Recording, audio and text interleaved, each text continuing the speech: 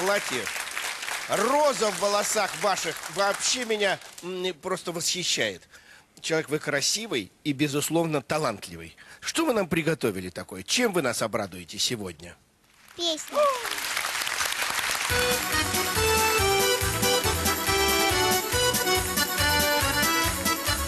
Было грустно и печально, и душа просила ласки, но тут песня зазвучала, как волшебная.